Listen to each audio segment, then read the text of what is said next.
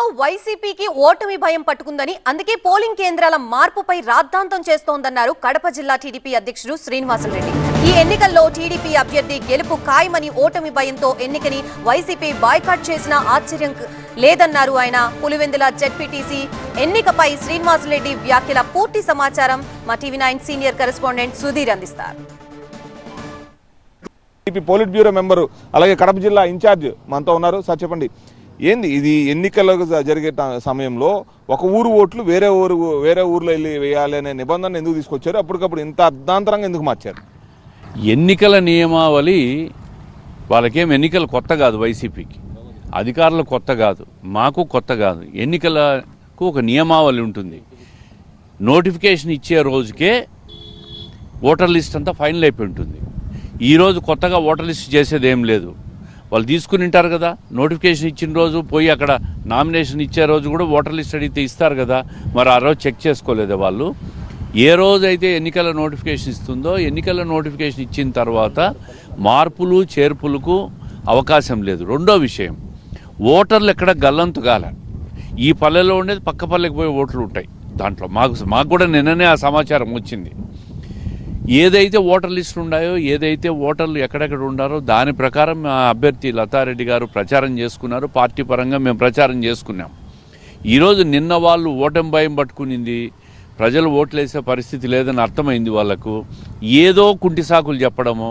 మొన్న నల్లగొండపల్లెలో జరిగిన ఘర్షణలో కూడా వాళ్ళకు పర్మిషన్ లేదు. అక్కడ వాళ్ళు వేరే గ్రామంలో పర్మిషన్ తీసుకున్నారు. పోలీసులు ఒక పార్టీకి ఒక గ్రామంలో, ఒక పార్టీకి ఒక గ్రామంలో ఎన్నికల ప్రచారం కోసం పర్మిషన్లు ఇస్తూ ఉంటారు. పర్మిషన్ లేకుండా వచ్చేసి ఎదురుబడి మీరు పులివెందులో పోటీ చేసేవాళ్ళ అని చెప్పి అక్కసుతో రెచ్చగొట్టి ప్రకటనలు చేసినప్పుడు ఘర్షణ జరిగింది. అక్కడ ఆ ఘర్షణకు వాళ్ళు బాధ్యులు కానీ తెలుగుదేశం పార్టీ బాధ్యులు కాదు.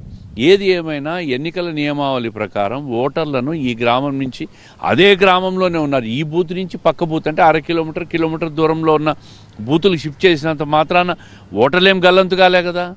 మరి దానికి ఎందుకు రాద్ధాంతం చేస్తూ ఉంటారు వీళ్ళు? అంటే గతంలో వాళ్ళ అధికారంలో ఉన్నప్పుడు ఎన్నికల సంఘాన్ని ఇష్టాని రీతిలో వాడుకున్నారు. ఎట్లా కావాలంటే ఎట్లా వాడుకున్నారు. ఏ నామినేషన్ కావాలంటే ఆ నామినేషన్ యాక్సెప్ట్ అవుతుంది, ఏ నామినేషన్ డిస్క్వాలిఫై కావాలనో అది డిస్క్వాలిఫై అవుతుంది. రాష్ట్ర వ్యాప్తంగా ఆ తంతు చేసినారు వాళ్ళు.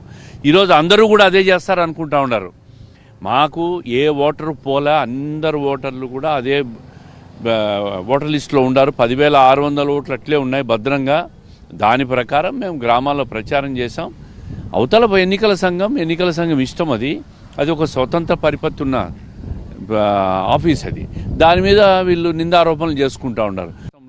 ఈరోజు పులివెందులలో జరుగుతున్న ఉప ఎన్నిక, జెడ్పీటీసీ ఉప ఎన్నికల్లో తెలుగుదేశం పార్టీ గెలవబోతా ఉంది. ఒక చరిత్ర సృష్టించబోతున్నాం. పక్క గ్రామానికి పోయినంత మాత్రం 2-3 కిలోమీటర్ల దూరం ఉన్నంత మాత్రం ఓటర్లు రాలేరా? ఆనందంగా వస్తారు. వీళ్ళు కేవలం ఓడిపోతామనే భయముతో ఆరోపణలు చేసి బాయ్కాట్ చేయాలనే ఆలోచనలో ఉండారు. ఈరోజు సాయంత్రానికో రేపటికో ఎన్నికలు బాయ్కాట్ చేసినా వాళ్ళ ఆశ్చర్యం లేదు. అంటే బాయ్కాట్ ఎందుకు చేయాలి వాళ్ళు? అంటే వాళ్ళకి ఇక్కడ వాళ్ళ సొంత అడ్డా అని చెప్పేసి చెప్పుకుంటున్నారు. వైసీపీకి అక్కడ పట్టు కూడా ఉంది. గతంలో చరిత్ర చూసినా అక్కడ వైసీపీకి మెజారిటీ వస్తూనే ఉంది. ఎందుకు బాయ్కాట్ చేసే అవకాశం ఉంటుంది అనుకుంటున్నారు వాళ్ళు? ఓటమి భయంతో.